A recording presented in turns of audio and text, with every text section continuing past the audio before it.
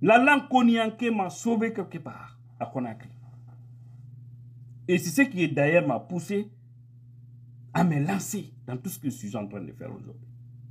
Je vous dirai, le commissariat de Petit Simbaya que vous connaissez, en face de stade Nongo, à l'époque, j'ai quitté sur le Primo, Coloma, sur le Primo, parce que c'était mon quartier à l'époque. Je suis venu jusqu'à Koza, j'ai pris un taxi, je suis allé à Petit Simbaya. Un ami devrait me trouver là, on devrait se rendre quelque part. À 19h, hein, on devrait se rendre à Lambaye quelque part. Et voilà, je descends là. J'ai marché un peu jusqu'au niveau en face du commissariat. Je me suis arrêté là-bas, j'ai dit à mon ami, tu me trouves ici. Parce que le stade était en construction à l'époque. C'est là où des policiers ont traversé la rue pour venir me trouver. J'étais bien arrêté, c'est-à-dire bien habillé, cravaté, il fallait me voir. Mais ma cravate là, je ne sais pas où ça se trouve aujourd'hui. Parce que ces voyous-là l'ont froissé d'une manière extraordinaire. Il y a pas de, les gens, ils manquent de civilisation. Les gars, ils viennent. Hé, mon frère, qu'est-ce que tu fais ici? Ils disent, attends quelqu'un. Ils me disent, tu ne sais pas qu'ici, c'est le domaine des États-Unis. C'est eux qui nous ont appelés pour dire de regarder quelqu'un arrêté dans leur domaine. J'ai dit, mais attendez, monsieur. Ici, là, c'est au bord de la route.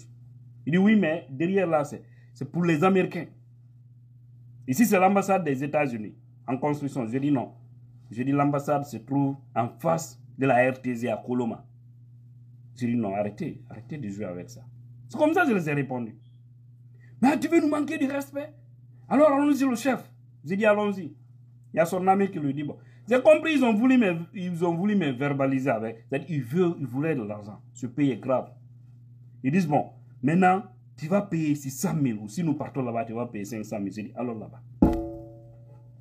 Comme ils ont compris, ils ne gagnent rien avec moi. Ils m'ont pris pour aller là-bas, pour aller mentir sur moi là-bas. Parce que c'est ça leur quotidien. Je viens, on me dit, foutez-le dedans. Je dis, mais foutre où? Je ne rentre pas.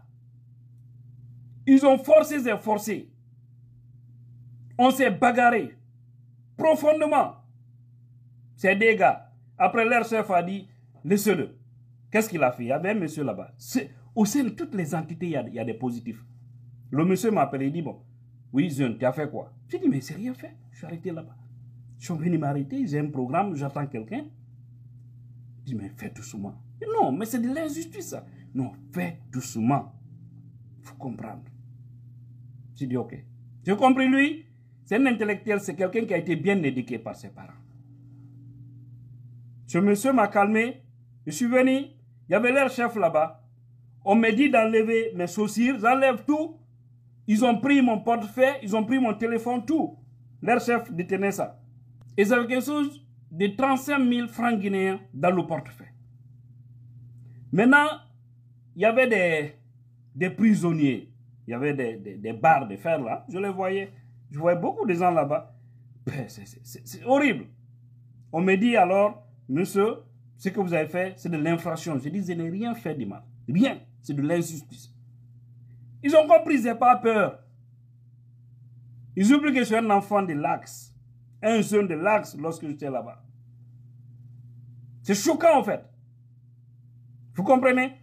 Voilà. Qu'est-ce qui se passe à cause de la langue konyanké?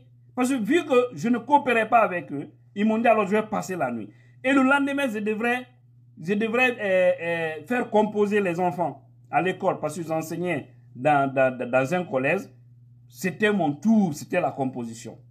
Ils avaient les sujets à la maison. Il fallait que je parte parce que c'était obligatoire. Et comment sortir là-bas? Ils ont dit que je vais passer la nuit, injustement. Hein. Qu'est-ce qui m'a sauvé? La langue konyanké. Qu'est-ce qui se passe? Les voyous qui sont allés m'arrêter, l'un d'entre eux, j'ai entendu dire à un commissaire là-bas, ah, chef, Tato Boutounyeta là, Soubeko. C'était maintenant vers 23h, imagine 19h à 23h, c'était dans l'air là-bas. Quand il a dit ça, laisse-moi aller me coucher, il fait tard, c'est qu'il a dit en konyanké. Le monsieur a dit, ok, il a un transport. Laisse-moi chercher le transport. Il prend l'argent et donne aux jeunes. Après, j'ai compris, il fallait que je quitte ici. Après, j'ai dit, ah, chef, Il n'a voulu qu'elle en a. Wallahi, quand j'ai dit il n'a voulu qu'elle en a. C'est comme ça qu'il a enlevé son chapeau. J'ai porté ça. C'était pour vous montrer l'acte. Quand j'ai dit il n'a voulu qu'elle en a, le mot Konyanke là, il a fait comme ça. Cette phrase, il a fait comme ah, petit, Kounia Kalila. Hein? Kounia Kalila. Je dis non, non, c'est pas la peine. Je vous jure, il vient, il prend ma main, il m'enlève autour des gens là-bas. On va au niveau du couloir. Il me dit, il plaque. Je lui ai dit non. Après, il dit, ah, sur ta carte d'identité, pourtant, c'est écrit Tidjanso. Je dis oui. Je lui ai dit, Mbamoussouli Kounia Kale, Kabo Mazanda. Kounia Kale, Kabo Mazanda. C'est d'eau. Oh, il était dépassé. À cause de ça, je vous assure, il m'a libéré. Et il a dit, il a appelé l'un de ses collaborateurs. Il dit, envoyez ses sourcils, envoyez ça et ça. Ils ont envoyé le portefeuille. J'ai regardé, parce que souvent c'est des voleurs. J'ai regardé, mon argent là avait disparu. Je ne sais pas si c'est le souris qui avait ramassé ou quoi. Mon argent avait disparu dans mon portefeuille. J'ai dit, chef, ils ont volé mon argent. Il y a un qui a dit, mais nous, il est impoli, lui, se prend pour qui? Tu nous accuses de voler. J'ai dit, mais ils ont volé, ils ont pris l'argent. J'avais 35 000 francs dans mon portefeuille. Ils ont pris. Donc, je ne peux pas aller. Je l'ozouk à Koloma. C'est ce chef-là qui a pris l'argent. Il a pris 15 000 francs, il m'a donné. Il dit, bon, petit, débrouille-toi avec ça ici. Il faut aller.